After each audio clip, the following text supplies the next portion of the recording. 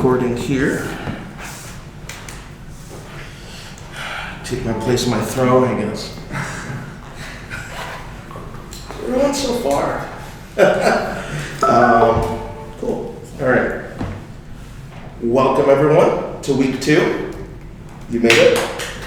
Woo! Awesome. So here's the agenda for today. All right. So a lot of today is really thinking about in the early stages of building a company. I know a lot of you, have co-founders or may potentially have co-founders in different businesses down the line. And so really a lot of the thought about it is, co-founder breakups and issues between co-founders can cause dramatic issues in a business and really are one of the leading contributing factors of, startups blowing up, right? So we really want to make sure that this is almost like in a marriage, you want to make sure that everyone's, copacetic, everyone's happy, going to be able to go through the highs and the lows together, right? And so that's really what's going to be done today. We're going to do a little couple workshops around that area, not just talking about the co-founder relationships now, but also to set yourself up to be ready for recruiting more co-founders in the future for other businesses that you may do, so on and so forth. And then we're going to do kind of a hiring workshop. So just thinking about, not just co-founders, but employees 1 through 10. What does that look like, right? And that's always very important, and we'll have a great discussion there. But one of the things that I wanted to do was kind of open it up. Everyone has different businesses here at different stages, and just wanted to kind of open up the floor. If you had any questions for me, now's the time to kind of ask any type of business-related thing, right? I've had a bit of time just learning about all of your businesses to kind of have my own opinions, but obviously ask your questions in this time. We have a little bit of time, so feel free to do so.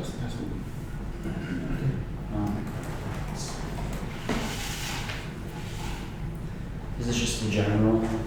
Yeah, general. So we've been trying to do the whole customer acquisition thing. We've been going into different premium gyms and stuff, and we always, the way we approach it is essentially we ask them, hey, are you facing this issue of not having people come into your facility during the summer times? Because it's nice and people want to go and play golf outdoors, right?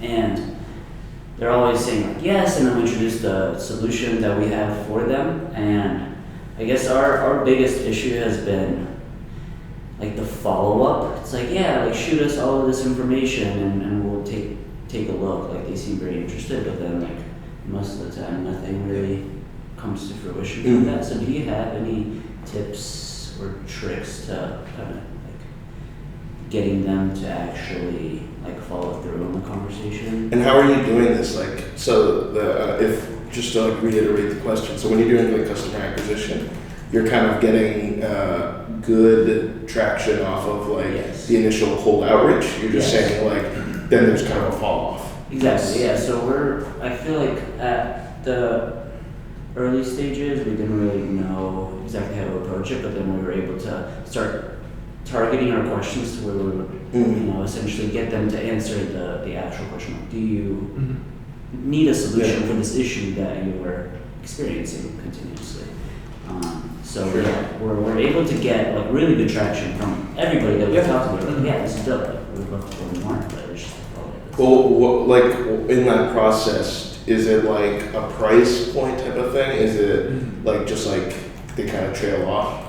No, I mean, even before we mention anything about the price, it's first outreach is face to face. We go to their stores and they're send us more details about it, and then it falls off. So and then you send them more details? Yes, but then okay. Well, I mean, I think it's just are you guys following up to the follow-up, right?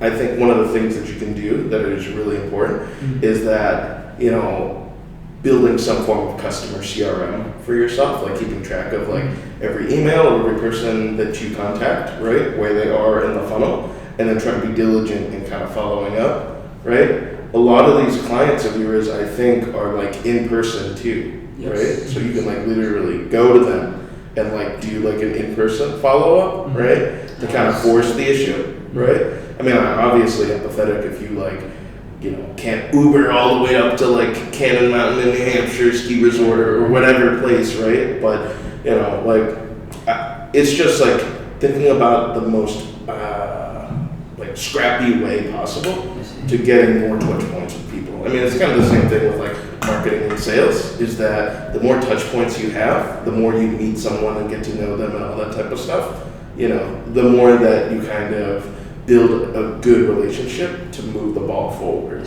right? I mean, I think like they're just opportunities where you meet someone for the first time, oh my God, I'm super interested, and then you're like, and then things just fall off. And that's just innately in startups, right? So I think just for you, like structure it more on your side, and I can certainly help you in like creating just a basic CRM. You don't need to reach for more expensive solutions in the startup, in this early stage, like a HubSpot or a Salesforce. It's just too crazy for the stage that you're at. It's just like, like spreadsheet. This is the name of the customer, their email, where they come up with a process, like how, initial contact, contacted, meeting, follow up, demo, close, right? That's like the typical like sales funnel, right? Customer acquisition funnel is essentially the same thing as like a sales funnel. It's just founder-led sales, right? And so, as you're like moving people in, you're just like, I want to market down, where they are, up, most people are stuck here. Another thing that you kind of hinted at that I think that you should definitely look at is mapping out what are you actually doing, like what is the execution of the follow-up, right? Because then it might just be like, how are you phrasing the follow-up? What are you sending them? How are you providing that information? And then like iterating on that too, right? And then like if someone actually falls through the funnel, then ask them, like, what was the thing that like you really latched onto? Like have that conversation with customers, right? It's like a post sales brief where they're like, some people do that in a survey, some people do that in something or other, but then like you need to figure out and get clean data for yourself, what actually gets people through, what is the blockages, right? It's just like a lot of things, right, in different businesses. You just want to be able to collect data and then understand it so that, whatever your processes are, it should just be like rinse repeat. I see. Right? Because when you start hiring a sales team in the future, right? They're not going to do the same things as you, right? They're not going to have like founder-led sales. They're not innovating it.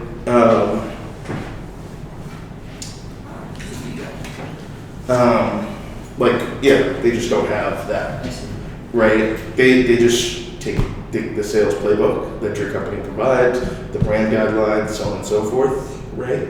And then it should be like rinse repeat. I see. Okay, that makes sense. Just follow up on that. Yeah. One of the, I think in the back of the mind, they don't say, but they always feel that because they're our first customers, that trust isn't always there. How would you tackle that problem?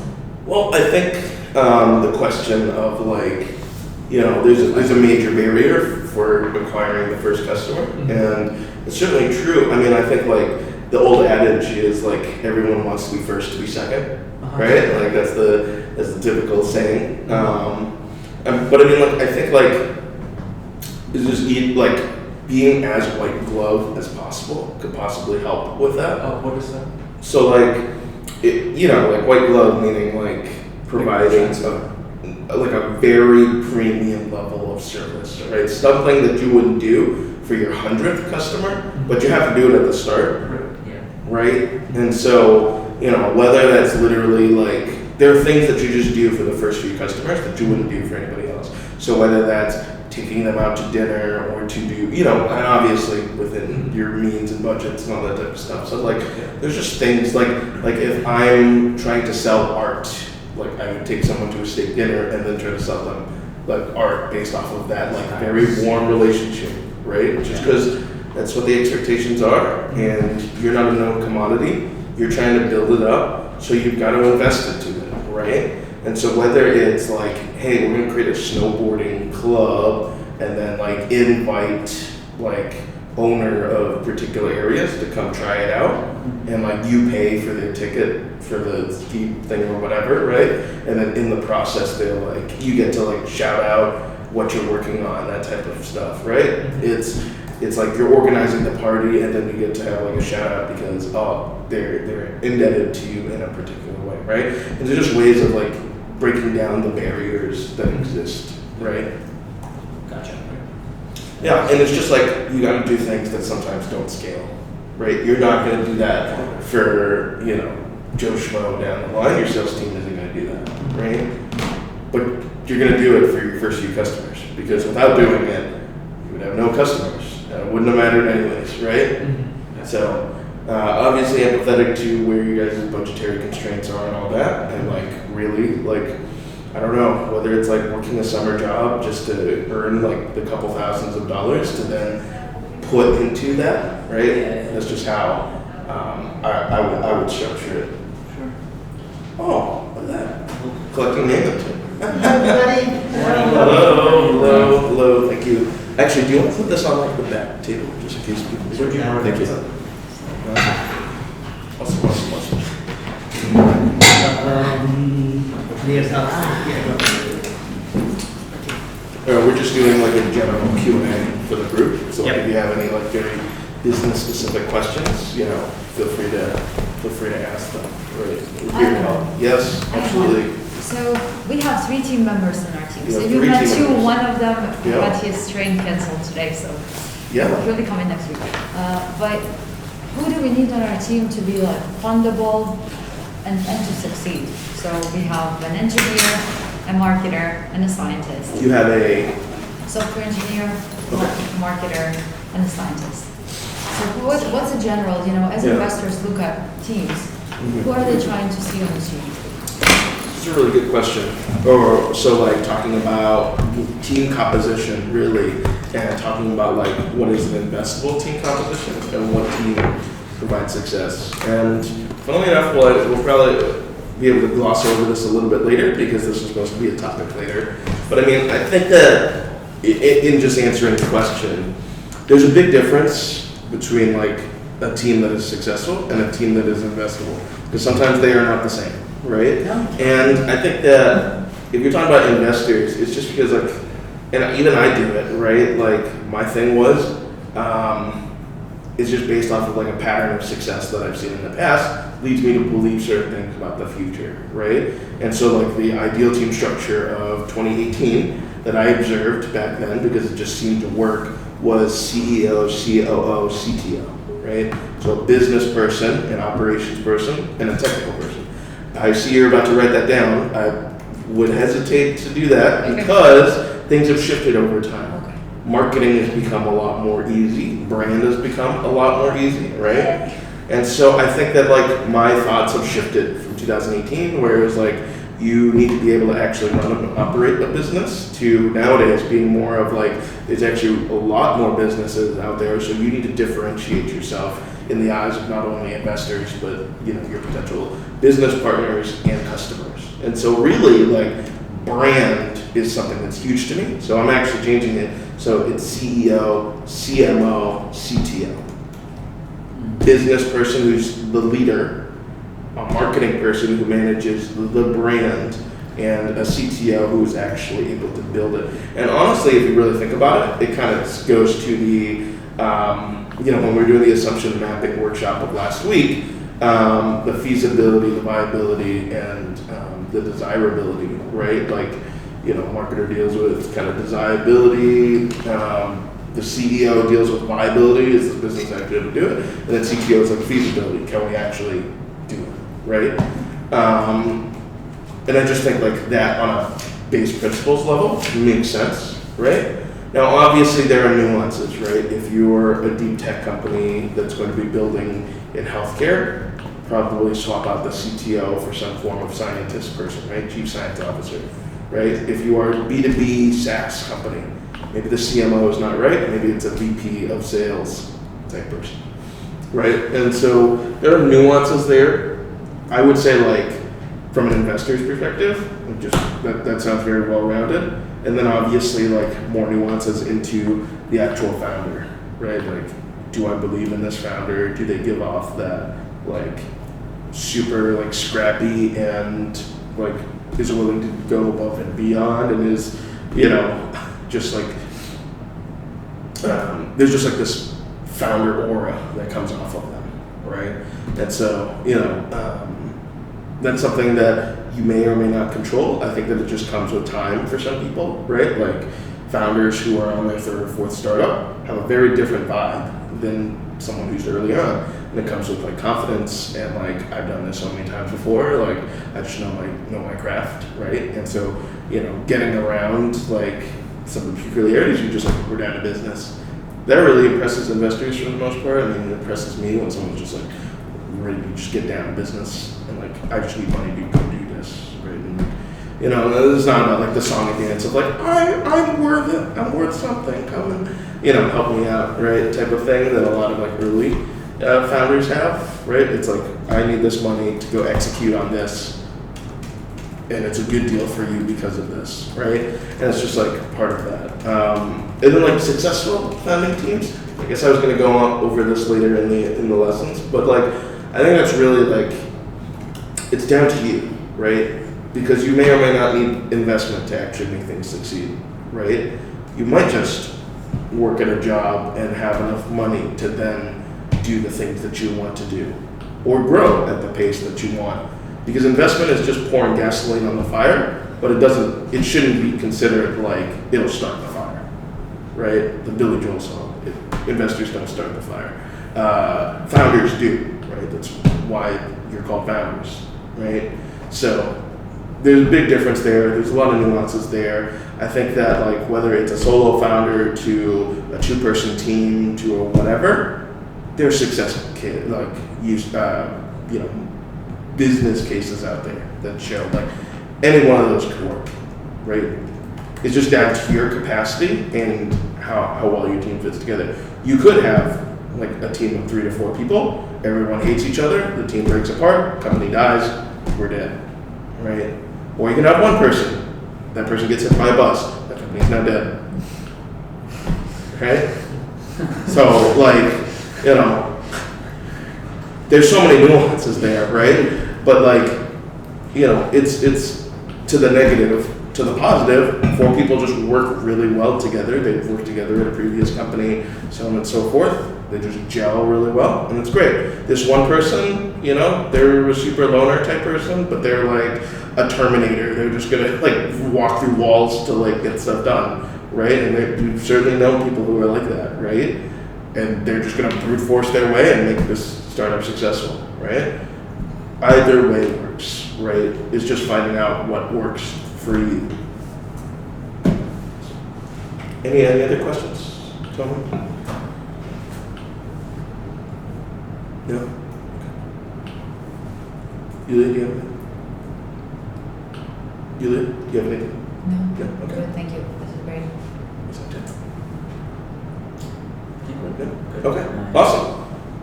I'm sorry. Okay. Good. Okay. Awesome. So, you know, we'll probably start off some of the sessions. So if you have any questions, feel free to like think of them, bring them up. I'll try to make them like useful to the whole group as well. But like if, you know, we need like follow up, like I was telling you guys earlier, if you guys need help building the CRM out, the early customer acquisition CRM, and if anybody else wants to do it too, we can add it to like a future lesson plan to make that a workshop or to actually do it. The investor CRM is probably going to be like weeks, like the sale, whatever the sales and marketing week is, but we can do that sooner if it's informative. We have some sort of structure where we Okay. can track, but if you could revise Great. it, that would be Great. fantastic. Awesome. We've already had this discussion. So co-founders in general, right? So, you know, the concept of a co-founder is like very interesting because the definition changes a lot and a lot of people like becomes parts of their identity, right? In some cases. And very often you hear like, oh, this person needs a co-founder. And sometimes I worry about that advice because sometimes it's an investor using an excuse to pass on someone, right? And it could also be seen as a knock on someone, right? Where it's like, oh, you need a co-founder because I don't believe in you, individually. So that point of advice of like, you have to go find a co-founder, I think it's a deeply personal question, because I think it's down to the individual person. How do you work? Do you work better just by yourself? Do you work better when you're able to collaborate with a team member? Being a business owner is very lonely, right? And so sometimes having that person to be able to talk to, so like work through problems and know that they're all on the same levels, totally works, right? For people. So really, I think like the main question or the main answer to like the previous question and to this particular topic of like whether or not you have co-founders and whether or not you need them or so on and so forth is down to your personal work style, right? And your like set of skills. If you need skills to complement you, like you're a super business marketing person, right? You might need a CTO to actually build the product, right? Or you're the super CTO who can build really great products, but unfortunately, even though you built it, they didn't come because you didn't know how to market, you didn't know how to sales, so you need someone to complement you, right? So it's not just about like personal work styles, but it's also like where your deficiencies and skills and using the co-founder to complement you, right? And I think that's really important. I also think that it's also down to the business that you're working on. Like some businesses, like if you're just building an app, maybe you can get away with just being alone. If you're building a enterprise, marketplace that sells, this thing to this thing, this party, like it's too much for one person to manage, right? And unless you're in the privileged position to be able to actually hire people to manage stuff, right? A co-founder is that way. Right, and the understanding is that because they're willing to take a risk, they get more control and more say in stuff, right? As like a larger equity holder, or in a lot of cases equal, right? So whatever that nuances is. So we had like that discussion earlier about co-founders, so I won't belabor the point. But if anybody has any questions right now about like co-founders and just thinking about like the co-founder dynamics, feel free to ask them now. Going once, going twice. Moving on. By the way, there's no recording on these. I should have put it in there. This part is recorded until the workshop, which we are doing now. That's what reminded me. So cool. On to the co-founder questionnaire. So I sent out an email earlier that had a link in it to a Google Doc. You should be able to view it. If not, do let me know. But in the case that you can, I will fix that. But what we're going to do is basically go into doing a co-founder questionnaire, which really helps deconflict like a lot of different stuff. Talks about what your personal values are that we talked about last week. And so hopefully it should just be a fill-in. And then thinking about like how do you actually work, what are the methods of communication, all that type of stuff. That this is kind of an exercise for some people because presumably, hopefully, you've already figured out some of this stuff. But it's to kind of set yourself up for understanding how to do it in your next company as well, right? But I think for most people, like sometimes there are things that are known but not said. So take this opportunity to make sure everything is put out on the table. Right, and it's a great opportunity that way. So cool. We're gonna pause the recording here, and then get on to that. So, is it working? Too much very induced response. And this has to be true. No. So we have the decision because now I can put an algorithm that